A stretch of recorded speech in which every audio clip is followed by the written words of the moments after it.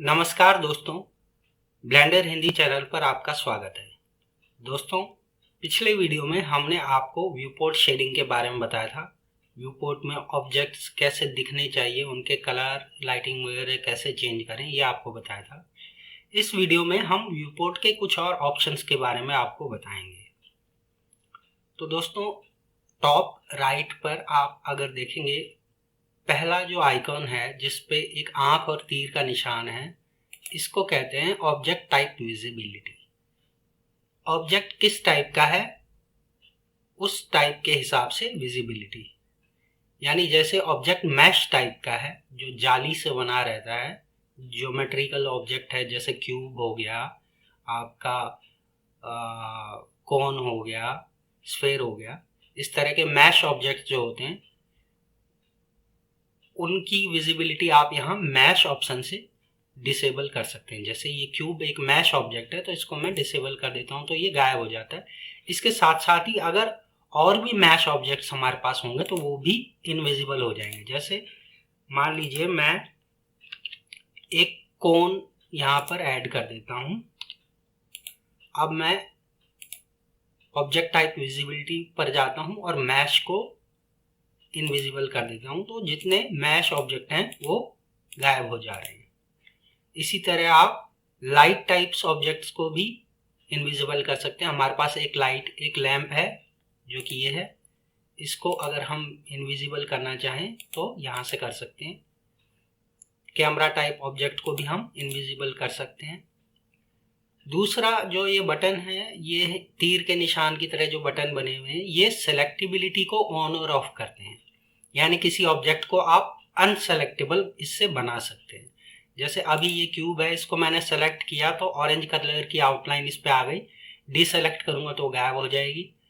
अगर मैं इस मैश ऑब्जेक्ट को अनसेलेक्टेबल बना दूं यहाँ तीर को क्लिक करके, तो अब देखिए मैं इसको सेलेक्ट नहीं कर सकता, ना मैं इसको मूव कर सकता हूँ, ना रोटेट कर सकता हूँ, ना स्केल कर सकता हूँ। तो ये अनसेलेक्टिबिलिटी और सेलेक्टिबिलिटी का ऑप्शन हमारे पास है। इसी तरह किसी भी ऑब्जेक्ट को आप अनसेलेक्टेबल बना सकते हैं। इसके राइट साइड में अगला बटन जो है जिसपे धनुष तीर जैसा निशान है, इसको कहते हैं व्यूपोर्ट गिज्मोस का ऑप्शन। ये राइट साइड में आप देख रहे होंगे एक कलरफुल गिज्मो है और उसके नीचे ये जूम का, पैन का, कैमरा का और ऑर्थोग्राफिक व्यू का हमारे पास बटन है। इन गिज्मोज को हम ये नेविगेट ऑप्शन से ऑफ या ऑन कर सकते हैं, ये देखिए। इसी तरह और भी इसमें ऑप्शंस हैं जो कि आगे हम आपको बताएंगे। इससे अगला बटन जो है जिसपे दो गोले जिनमें से एक सफेद गोला है, इसको कहते हैं व्यूपोर्ट ओवरलेज का बटन। यहाँ से आप ग्रिड को, फ्लोर को गायब कर सकते हैं, एक्सिस को भी गायब कर सकते हैं। जैसे मैं फ्लोर को डिसेबल करूं तो ग्रिड के साथ ये फ्लोर गायब हो जाएगा, ये देखिए ये गायब हो गया। यहाँ पर जी एक्सिस आप देखेंगे अभी एनेबल्ड नहीं है, इसीलिए हमें सिर्फ लाल और हरी लाइन दिखाई दे रही है एक्सिस की, जो कि एक्स और वाई एक्सिस है। अगर हम जी एक्सिस को भी देखना चाहते हैं जो कि वर्टिकल एक्सिस होता है, तो हम जी को एनेबल कर देंगे। ये देखिए ब्लू लाइन आ गई, ये जी एक्सिस है, ये नीचे से ऊपर जाता है। तो इससे आप यहाँ से एनेबल या डिसेबल कर सकते हैं। फिर ये स्केल का जो स्लाइडर है, इससे आप ग्रिड के जो सब डिविजन्स हैं उनका स्केल बढ़ा या घटा सकते हैं। अभी देखिए ये ग्रिड में बॉक्सेस बड़े बड़े होते जा रहे हैं। मैं इसको फिर डिफॉल्ट 1 पर कर देता हूँ। आगे ये है टेक्स्ट इन्फो का ऑप्शन। टेक्स्ट इन्फो ये बिल्कुल लेफ्ट में ये जो यूजर पर्सपेक्टिव लिखा हुआ है और एक कलेक्शन क्यूब लिखा हुआ है, ये टेक्स्ट इन्फो है। ये हमें अभी करंट व्यू के बारे में बता रहा है और हमें बता रहा है कि हमारे पास एक क्यूब का कलेक्शन है, ऑब्जेक्ट्स का एक कलेक्शन है। तो इस टेक्स्ट इन्फो को भी हम विजिबल या इनविजिबल यहाँ से कर सकते हैं। अगला ऑप्शन है 3D कर्सर का। 3D कर्सर ये आपको सेंटर में दिख रहा होगा, एक गोल सा सर्कल लाल और सफ़ेद रंग का, ये 3D कर्सर है। ये काफ़ी उपयोगी है, ऑब्जेक्ट्स को स्नैप वगैरह करने के भी काम आता है, और भी इसके उपयोग हैं। इसको अगर मैं शिफ्ट के साथ राइट क्लिक करूं तो कहीं भी मूव कर सकता हूं। ये देखिए, ये 3D कर्सर है। इस 3D कर्सर को भी आप गायब कर सकते हैं अगर आप चाहें तो, यहाँ से व्यू पोर्ट ओवरलेज से। इसके अलावा स्टेटिस्टिक्स का एक ऑप्शन है। अगर मैं स्टेटिस्टिक्स को एनेबल करूं तो आप लेफ्ट साइड में देखिएगा, ये हमें पूरी डिटेल दे रहा है कि ऑब्जेक्ट्स 0 4 लिखा हुआ है यहाँ पर, यानी कि 4 में से 0 ऑब्जेक्ट्स अभी हमने सेलेक्ट किए हुए हैं। अभी ये देखिए, क्यूब सेलेक्ट किया तो ये कह रहा है एक ऑब्जेक्ट आउट ऑफ 4, एक ऑब्जेक्ट सेलेक्टेड है। अब आउट ऑफ 4 2 ऑब्जेक्ट सेलेक्टेड है। ऐसे ही ये वर्टिसेस के बारे में बता रहा है। वर्टिसेस हमें एडिट मोड में जाकर दिखेंगे। ये देखिए, ये वर्टिसेस हैं, ये जो डॉट्स हैं, ये कह रहा है कुल 33 वर्टिसेस हैं और 33 में से 33 सेलेक्टेड हैं। ये केवल सेलेक्टेड ऑब्जेक्ट के वर्टिसेस बता रहा है। ऐसे ही एजेस हैं, ये लाइनें जो आप देख रहे हैं, ये एजेस हैं। ये देखिए, इनके बारे में बता रहा है कि 64 एजेस हैं जिनमें से एक सेलेक्टेड है। ऐसे ही फेसेस होते हैं, जैसे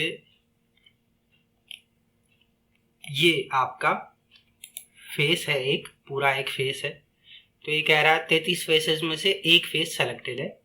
ऐसे ही ट्रायंगल होते हैं। तो ये स्टेटिस्टिक्स यानी आंकड़े हमें दे रहा है। तो ये स्टेटिस्टिक्स को भी आप यहाँ से व्यूपोर्ट ओवरलेज से एनेबल या डिसेबल कर सकते हैं। एनोटेशन क्या होता है? एनोटेशन है कुछ चीज़ आप अगर लिख दें, नोट्स वगैरह लेना या कोई सिंबल वगैरह बनाना, जैसे कि यहाँ पर मैं कुछ ड्राइंग कर लेता हूँ, इनको एनोटेशन कहते हैं। तो इन एनोटेशंस को भी आप यहाँ से इनविजिबल या विजिबल कर सकते हैं। फिर ऑब्जेक्ट सेक्शन में है एक्स्ट्रास। ये एक्स्ट्रास क्या होते हैं? ये एक्स्ट्रास हैं लैंप और कैमरा। कुछ और ऑब्जेक्ट्स भी एक्स्ट्रा में काउंट किए जा सकते हैं, लेकिन फिलहाल हमारे पास लैंप और कैमरा एक्स्ट्रा हैं। इनको आप यहाँ से विजिबल या इनविजिबल एक साथ कर सकते हैं।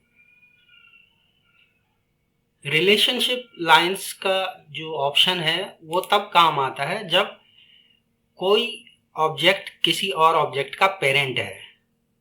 तो देखिए, जैसे ये क्यूब है और ये कोन है, अगर मैं इस कोन को इस क्यूब का चाइल्ड बना दूं कंट्रोल P से,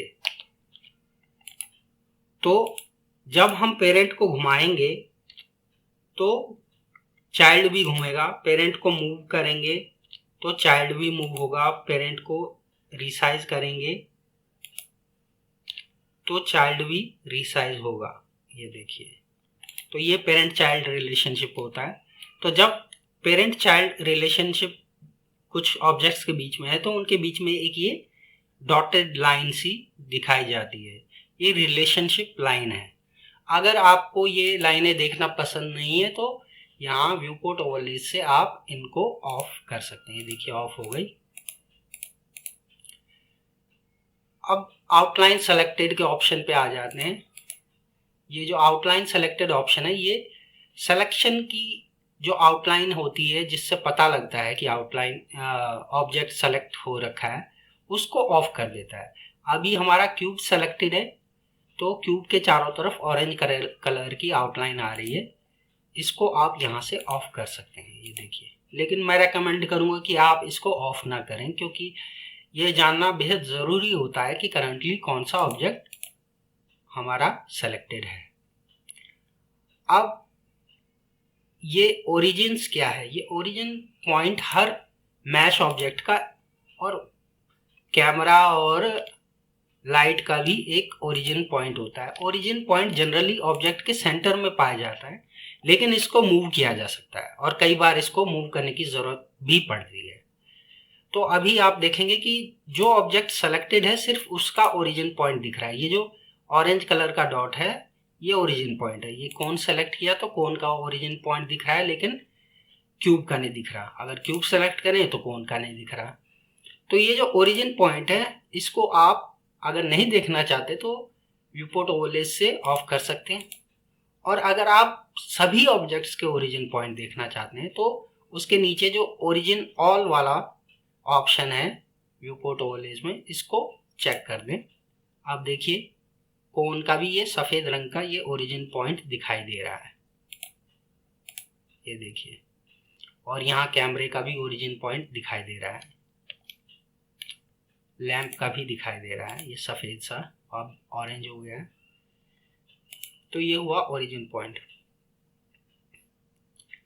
अब नीचे है वायर फ्रेम का ऑप्शन।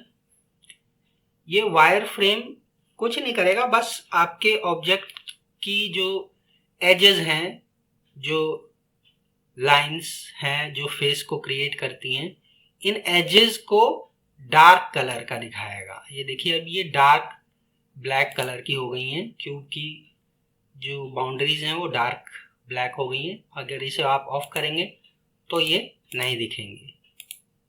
आप चाहें तो ये कितना डार्क हो ये आप यहाँ स्लाइडर से डिसाइड कर सकते हैं, लेकिन अगर आपने रखनी है तो फुल ब्लैक करके रखें, नहीं तो मज़ा ही क्या। अब इसके नीचे है फेस ओरिएंटेशन का ऑप्शन। फेस ओरिएंटेशन के बारे में जानना भी बहुत ज़रूरी है दोस्तों। जैसा कि पहले मैंने आपको बताया, हर सरफेस पे दो साइड होती हैं, एक एक्सटर्नल साइड होती है और एक इंटरनल साइड होती है, एक बाहरी और एक अंदरूनी। तो जनरली जो अंदरूनी साइड होती है उसको हम ड्रॉ नहीं करते, रेंडर नहीं करते, क्योंकि उसको देखने का कोई खास यूज़ नहीं है। अनलेस कोई स्पेशल केस हो जैसे टनल या सुरंग, उसके भीतर का सरफेस हम देखना पसंद करेंगे, लेकिन जनरली हम बाहरी सरफेस को ही देखना पसंद करते हैं। तो ये जो फेसेस हैं, अगर हम फेस ओरिएंटेशन ऑप्शन को एनेबल करेंगे तो ये पूरे ऑब्जेक्ट को ब्लू कलर का दिखाएगा। ब्लू कलर का मतलब होता है कि ये फेस जो है ये बाहर की ओर ओरिएंटेड है, बाहर की ओर देख रहा है। तो ये जितने ब्लू फेसेस हैं ये सब बाहर की ओर हैं। कई बार हम जब मॉडलिंग कर रहे होते हैं तो कुछ गड़बड़ी हो जाती है, ऐसा हो जाता है कि जो अंदर वाली साइड है वो बाहर दिखने लग जाती है। तो उससे क्या होगा कि रेंडरिंग में प्रॉब्लम आएगी, रेंडर में इम्परफेक्शंस आएंगी, अच्छा नहीं दिखेगा। तो जैसे मैं एडिट मोड में जाता हूँ, एडिट मोड में अगर मैं Alt N दबाऊं तो मैं फेस को फ्लिप कर सकता हूँ। ये देखिए ये फेस फ्लिप हो गया। अब इसका मतलब ये है रेड कलर का कि जो अंदर वाला फेस है वो बाहर की ओर दिख रहा है और बाहर वाला अंदर चला गया है। अब इसको अगर हम रेंडर कर देंगे तो लाइटिंग वगैरह, शेडिंग वगैरह में प्रॉब्लम आएगी, इम्परफेक्शंस दिखेंगी फाइनल प्रोडक्ट में। तो इसको हम पूरे क्यूब को सेलेक्ट कर लेंगे और शिफ्ट एन से इसको रिकैलकुलेट कर लेंगे। अब ये शिफ्ट एन करने से फिर से जो बाहर वाला फेस होना चाहिए वो ही बाहर की ओर देख रहा है। तो अब रेंडरिंग में इम्परफेक्शंस इस वजह से नहीं आएंगी। तो ये सब करने के लिए जाहिर है हमें फेस ओरिएंटेशन ऑन करना पड़ेगा, जो हमने किया। अगर आप सभी व्यूपोर्ट ओवरलेज को डिसेबल करना चाहते हैं तो आप ये जो सफ़ेद गोला और नीला गोला वाला बटन है व्यूपोर्ट ओवरलेज का, इसको टर्न ऑफ कर दीजिए तो सब कुछ ऑफ हो जाएगा। जितने ओवरलेज हैं, ग्रेड वगैरह, वो सब गायब हो जाएंगे और आपको आपके सीन में जो इम्पोर्टेंट ऑब्जेक्ट हैं, जो मैश ऑब्जेक्ट्स हैं, वो दिखाई देंगे। तो ये इसलिए काम आता है कि कभी आप अनक्लटर्ड वे में बिना किसी इंटरफेरेंस के अपना सीन देखना चाहते हैं तो वो आपको ऐसे दिख जाएगा। अब एन मेन्यू के बारे में बात कर लेते हैं। एन टूल बार जो राइट साइड को होती है, इसमें अगर आप व्यू टैब पर जाएंगे तो यहाँ पर देखिए एक क्लिप स्टार्ट और क्लिप एंड का ऑप्शन है। ये क्या होता है?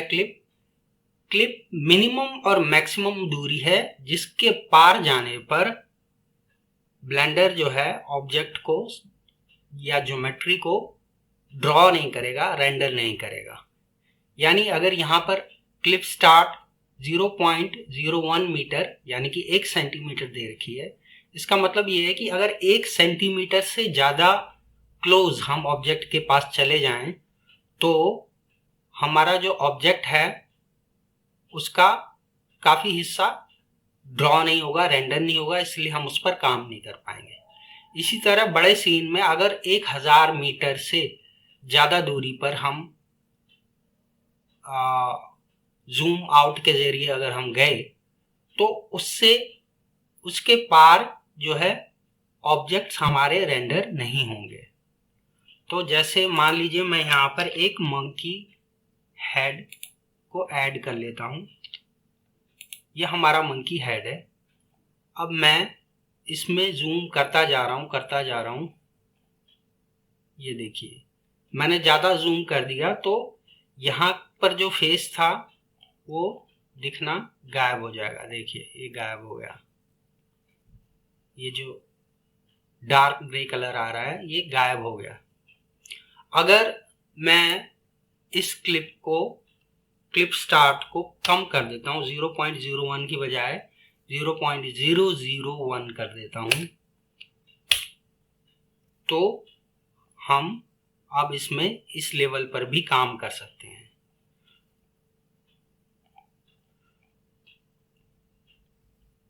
तो ये जो क्लिप स्टार्ट और क्लिप एंड है इनको आप एडजस्ट कर सकते हैं अपनी ज़रूरत के मुताबिक।